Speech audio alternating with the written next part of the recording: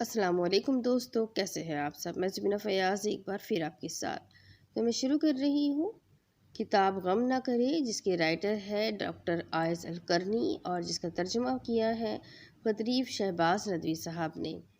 تو شروع کرتے ہیں غم نہ کرے پارٹ 35۔ رنج اور فکر دونوں میں دوستی ہے اور دونوں ہی روح کو تکلیف دیتے ہیں۔ فرق یہ ہے کہ فکر مستقبل کی پریشانی ہے تو رنج ماضی کی مصیبت یا محبوب کے فوت ہونے پر ہوتا ہے۔ دونوں ہی سوہانے روح ہے۔ عربی میں ماضی سے متعلق دکھ کو حزن اور مستقبل کو تکلیف کو ہم کہتے ہیں۔ معصور دعا میں یوں وارد ہے: اے اللہ، میں دنیا و آخرت میں تجھ سے عافیت کا طالب ہوں۔ اپنے دین، دنیا، اہل اور مال سب میں عافیت چاہتا ہوں۔ یا اللہ، میرے عیوب کی پردہ پوشی کر، خوف کو دور کر دے، اوپر نیچے، دائیں بائیں، سامنے اور پیچھے، ہر طرف سے میری حفاظت فرما۔ میں تیری عظمت کی پناہ لیتا ہوں۔ ایک عربی شاعر نے کہا کہ اللہ اپنے قدیم و جدید احسانات کو نہیں گنتا، اس لیے رنج و غم میں نہ پڑو کہ رنج ہمیشہ نہیں رہے گا۔ امید ہے کہ مصیبت کے بعد نظر رحمت سے مجھے دیکھے۔ قید حیات و بند غم اصل میں دونوں ایک ہے۔ موت سے پہلے آدمی غم سے نجات پائے، کیوں؟ آپ کی قیمت جنت ہے۔ شاعر کہتا ہے: جب میرا نفس جو اشیاء کا مالک ہے یہی دنیا سے جانے والا ہے تو پھر کسی چیز کے چلے جانے پر میں کیوں روؤں؟ دنیا اپنے سونے چاندی، منصب، محلوں اور کوٹھیوں کے باوجود ایک قطرہ آنسو کے برابر بھی نہیں۔ ترمذی کی حدیث میں ہے کہ رسول اکرم صلی اللہ علیہ وسلم نے فرمایا: دنیا اور اشیاء دونوں ملعون ہیں سوائے اللہ کے ذکر کے اور متعلقات ذکر کے اور عالم یا طالب علم کے۔ دنیا تو اصلاً امانت ہے، جیسا کہ لبید کہتا ہے۔ مال اور رشتہ دار تو سب امانتیں ہیں، ایک دن سب کو لوٹانا پڑے گا۔ کروڑوں روپے، جائیدادیں، گاڑیاں، یہ سب بندے کی موت میں ایک لمحے کی تاخیر نہیں کرا سکتے۔ حاتم طائی کہتا ہے: تیری قسم، مالداری سے آدمی کو ذرا بھی فائدہ نہیں ہوتا جب سینے میں سانس پھڑپھڑائے اور دم نکلنے لگے۔ اسی لیے حکماء کہتے ہیں: ہر چیز کی ایک معقول قیمت رکھیے کہ دنیا و ما فیہا مومن کی جان کے برابر نہیں۔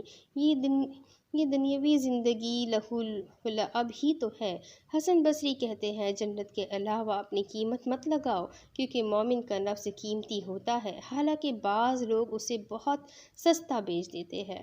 جو لوگ مال ختم ہو جانے، گھر ڈھہ جانے، گاڑی جل جانے وغیرہ پر تو ماتم مچا ڈالتے ہیں، لیکن اپنے ایمان کی کمزوری، برائیوں، گناہوں اور رب کی نافرمانی پر متاسف نہیں ہوتے، انہیں جلد ہی معلوم ہو جائے گا کہ ان کا نوحہ و ماتم بیکار تھا۔ اسی چیز سے اقدار، موقف اور مشن سے واقفیت و ناواقفیت کا پتہ چل جاتا ہے۔ بلا شبہ یہ لوگ جلدی ملنے والی دنیا کو چاہتے ہیں اور اپنے پس پشت ایک بڑے دن کو ڈال رہے ہیں۔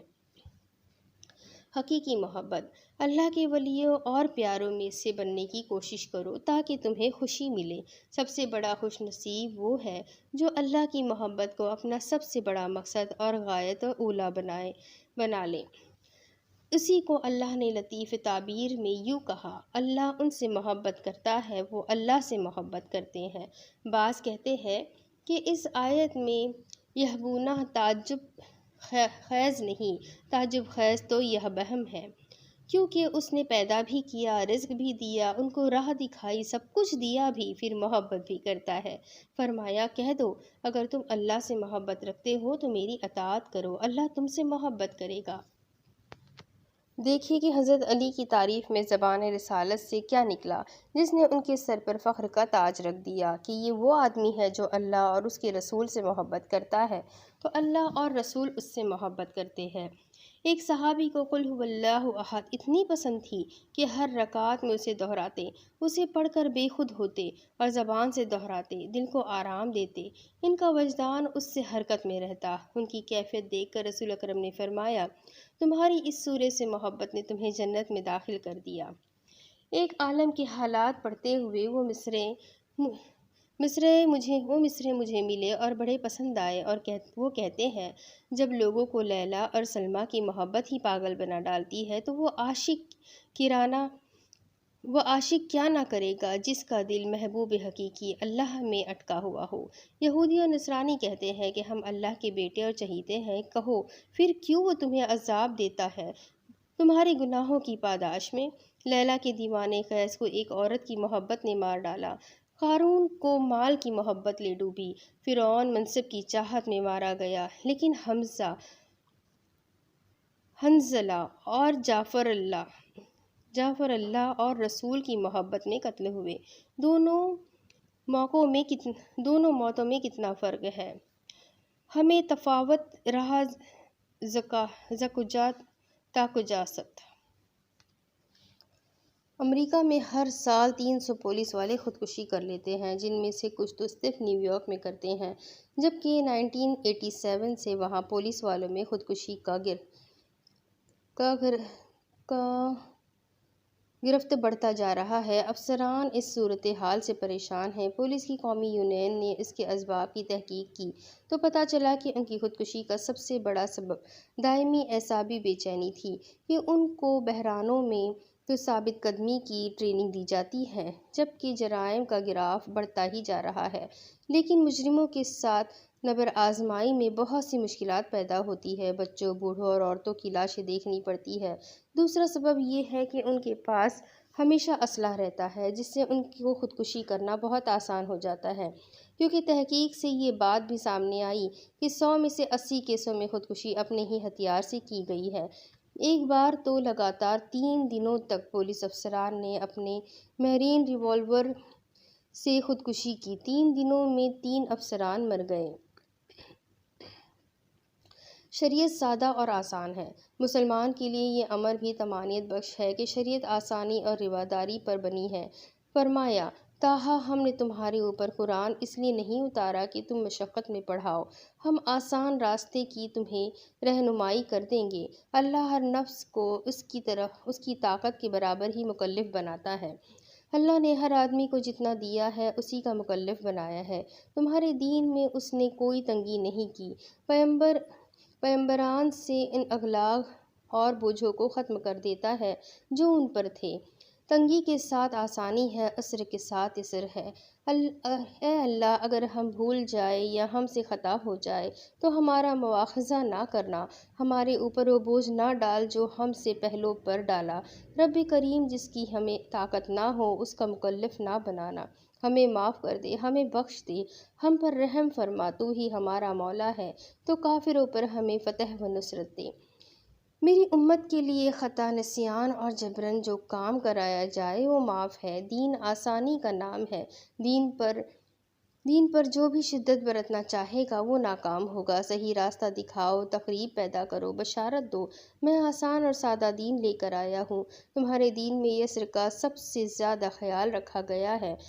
ایک ہم عصر شاعر کو ایک حکومت میں وزارت پیش کی گئی، اس شرط پر کہ وہ اپنے پیغام حق، اپنے مشن اور تمناؤں سے دستبردار ہو جائے، تو اس نے اشعار کی زبان میں جواب دیا اور کہا: اپنی دنیا اپنے پاس ہی رکھو، میرے دل کو آزاد چھوڑ دو۔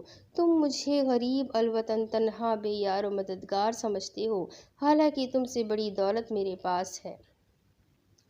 راحت کی بنیادیں۔ اہل و سہلن کے شمارے میں ایک مقالہ بعنوان خلق سے بچاؤ کے 20 اصول شائع ہوا ہے۔ لکھنے والے ہیں ڈاکٹر حسان شمشی پاشا۔ اس مقالے میں یہ وضاحت کی گئی ہے کہ تقدیر لکھی جا چکی ہے، ہر چیز قضاء و قدر سے ہوتی ہے، مخلوق کی روزی تو آسمان میں خدا کے یہاں ہے، اس کا کوئی مالک نہیں، لہٰذا بندہ کیوں افسوس کرے اور جو واقع ہو اس پر کیوں ملول ہو کہ تقدیر پر کسی کا بس نہیں چل سکتا۔ ماضی اپنے غموں و تفکرات کے ساتھ چلا گیا، اب کبھی وہ واپس نہ آئے گا۔ ساری دنیا بھی اکٹھی ہو کر اسے واپس نہیں لا سکتی۔ مستقبل عالم غیب میں ہے، ابھی نہیں آیا، نہ اس نے دستک دی، تو اس کے آنے سے پہلے مت بلاؤ۔ یہ لوگوں سے احسان و سلوک دل کو مسرت بخشتا ہے، سینہ ٹھنڈا کرتا ہے، ان کے لیے بڑی برکت، ثواب اور اجر راحت کا سبب ہوتا ہے۔ مومن کی شیوا ہوتا ہے کہ وہ ظالمانہ تنقید کی پرواہ نہ کرے، کیونکہ سب و شتم سے اللہ تعالیٰ رب العالمین بھی نہیں بچا، جو کامل و اکمل ہے، جلیل و جمیل ہے، جس کے اسماء مقدس ہے۔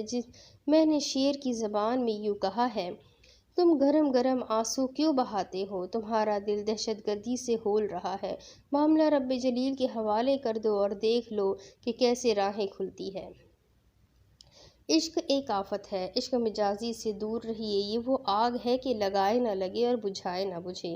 وہ مسلمان خوش نصیب ہے جو شعراء کے عشق، آہ و بکا، نالہ ہائے فراق اور ہجر و وصال کے شکووں سے محفوظ ہے۔ یہ چیزیں دل کو خالی کر دیتی ہے۔ کیا تم نے اس شخص کو دیکھا جس نے اپنی خواہشات کو خدا بنا لیا ہے؟ اسے اللہ نے گمراہ کر دیا، اس کی نگاہ پر پردہ ڈال دیا، اس کے کان اور دل پر تھپا لگا دیا۔ شاعر کہتا ہے: میں ہی تو وہ ہوں جس کی نگاہ نے موت کو دعوت دی، میں ہی موت کا ذمہ دار ہوں اور قتل کا ذریعہ بھی ہوں، یعنی مجھے جو حیرت اور حسرت و یاس ہے، میں اس کا مستحق ہوں کہ جو کچھ میرے ساتھ ہوا اس کا سبب اعظم میں خود ہوں۔ ایک اور اندلسی شاعر ہے جو اپنے عشق، کثرت، دیوانگی، شوق اور وارفتگی پر فخر کرتے ہوئے کہتا ہے: مجھ سے پہلے لوگوں نے فراق کے نعرے پڑھے، زندوں اور مردوں کو ان کے نالوں نے بے چین کر دیا۔ جہاں تک میری بات ہے تو عشق سے طبیعت نے زیست کا مزہ پایا، درد کی دوا پائی، درد لا دوا پایا۔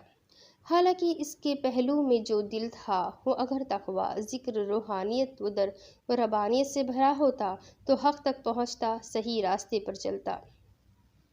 اگر شیطان تمہیں کچوکے لگائے تو اللہ کی پناہ مانگو۔ جو لوگ تقویٰ والے ہیں، جب انہیں شیطان کچوکے لگاتا ہے تو وہ نصیحت حاصل کرتے اور صاحب بصیرت ہو جاتے ہیں۔